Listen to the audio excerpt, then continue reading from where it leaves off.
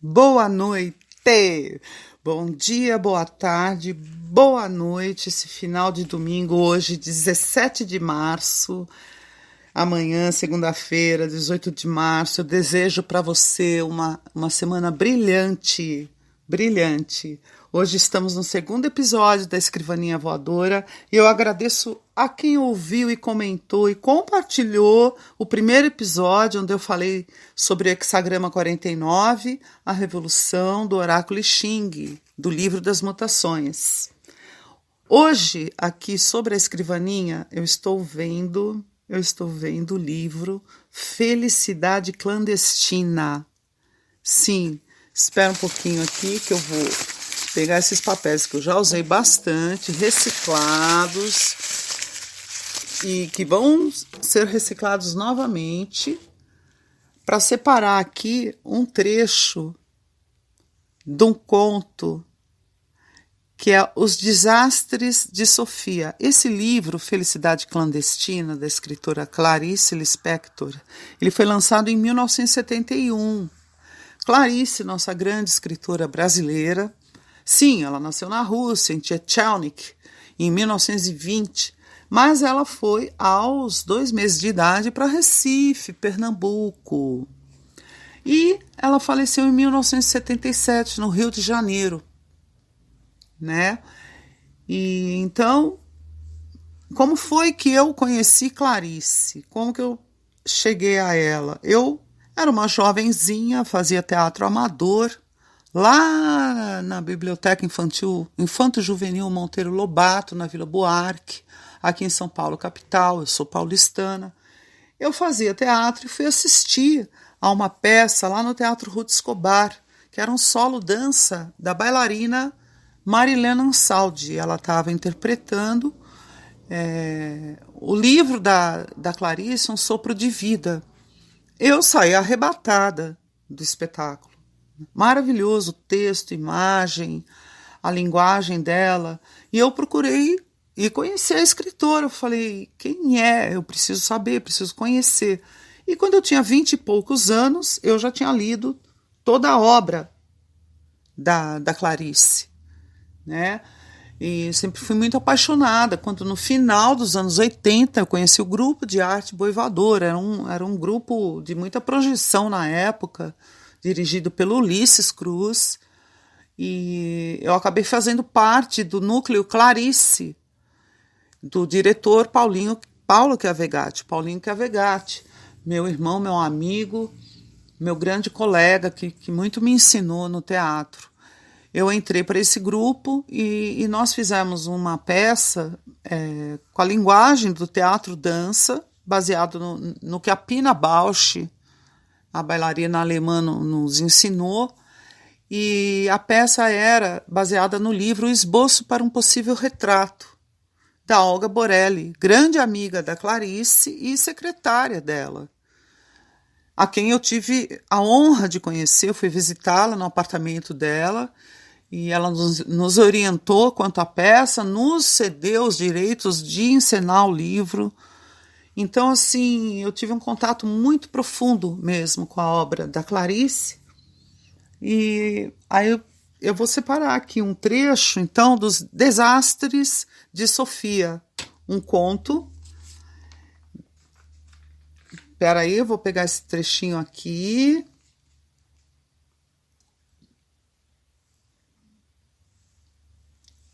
Então, vamos lá.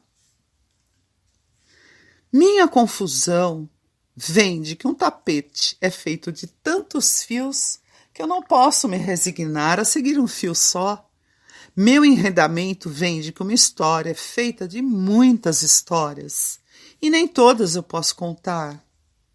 Uma palavra mais verdadeira poderia de eco em eco fazer desabar pelo despenhadeiro as minhas mais altas geleiras. Assim, pois, eu não falarei mais no sorvedouro que havia em mim enquanto eu devaneava antes de adormecer.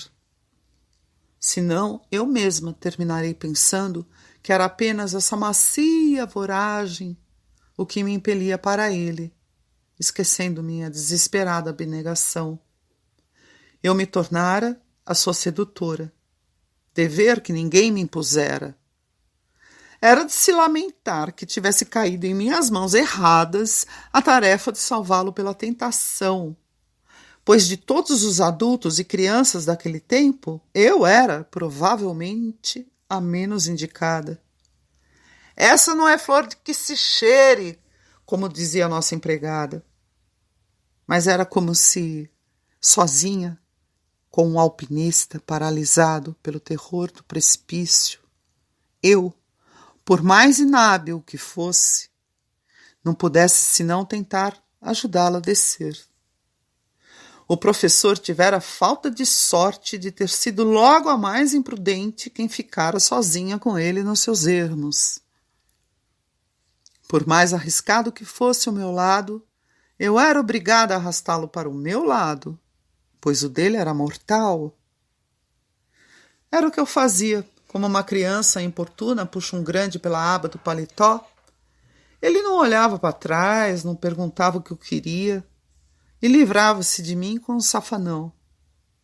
Eu continuava a puxá-lo pelo paletó. Meu único instrumento era a insistência. E disso tudo, ele só percebia que eu lhe rasgava os bolsos. É verdade que nem eu mesma sabia ao certo o que fazia. A minha vida com o professor era invisível. Mas eu sentia que meu papel era ruim e perigoso. Impelia a minha voracidade por uma vida real que tardava. E pior que inábil, eu também tinha gosto em lhe rasgar os bolsos. Só Deus perdoaria o que eu era, porque só Ele sabia do que me fizera e para o quê. Eu me deixava, pois, ser matéria dele. Ser matéria de Deus era a minha única bondade. E a fonte de um nascente misticismo. Não misticismo por ele, mas pela matéria dele. Mas pela vida crua e cheia de prazeres. Eu era uma adoradora. Aceitava a vastidão do que eu não conhecia e a ela me confiava toda, com segredos de confessionário. Seria para as escuridões da ignorância que eu seduzia o professor? E com o ardor de uma freira na cela. Freira alegre e monstruosa, ai de mim! E nem disso eu poderia me vangloriar. Na classe, todos nós éramos igualmente monstruosos e suaves, ávida matéria de Deus. Mas se me comoviam seus gordos ombros contraídos e seu paletozinho apertado, minhas gargalhadas só conseguiam fazer com que ele, fingindo a que custo me esquecer, mais contraído ficasse de tanto autocontrole. A antipatia que esse homem sentia por mim era tão forte que eu me detestava, até que meus risos foram definitivamente substituindo minha delicadeza impossível. Aprender eu não aprendia naquelas aulas. O jogo de torná-la infeliz já me tomara demais. Suportando com desenvolta amargura as minhas pernas compridas e os sapatos sempre cambaios, humilhada por não ser uma flor e, sobretudo, torturada por uma infância enorme que eu temia nunca chegar a um fim. Mais infeliz eu o tornava e sacudia com altivez minha única riqueza, os cabelos escorridos que eu planejava ficarem um dia bonitos com permanente. E que por conta do futuro eu já exercitava, sacudindo-os. Estudar eu não estudava. Eu confiava na minha avaliação sempre bem-sucedida. E que também ela, o professor, tomava como mais uma provocação da menina odiosa. Nisso ele não tinha razão. A verdade é que não me sobrava tempo para estudar. As alegrias me ocupavam. Ficar atenta me tomava dias e dias. Havia os livros de história que eu lia roendo de paixão as unhas até o sabugo. Nos meus primeiros êxtases de tristeza, refinamento que eu já descobrira. Havia meninos que eu escolhera e que não me haviam escolhido. Eu perdia horas de sofrimento porque eles eram inatingíveis, e mais outras horas de sofrimento aceitando-os com ternura, pois o homem era o meu rei da criação. Havia a esperançosa ameaça do pecado. Eu me ocupava com medo em esperar. Sem falar que estava permanentemente ocupada em querer e não querer ser o que eu era. Eu não me decidia por qual de mim. Toda eu é que não podia. Ter nascido era cheio de erros a corrigir. Não era para irritar o professor que eu não estudava. Eu só tinha tempo de crescer. Essa é a Sofia em seus desastres existenciais. Aí eu fico pensando numa frase da Pina Bausch que eu falei no início do episódio. Ela dizia assim: as desastradas e desastrosas tentativas de carinho. Eu acho que Sofia sofria muito também por isso. Ela queria um carinho desse professor que representava uma vastidão enorme de mistérios e coisas a aprender, a conhecer. Então, para você que ficou comigo até aqui, eu agradeço muito a atenção. Se você gostou, compartilhe, curta, comenta. Aqui a minha intenção é divulgar a literatura nacional, divulgar o que a gente tem de bom e transmitir aqui através do Spreaker para você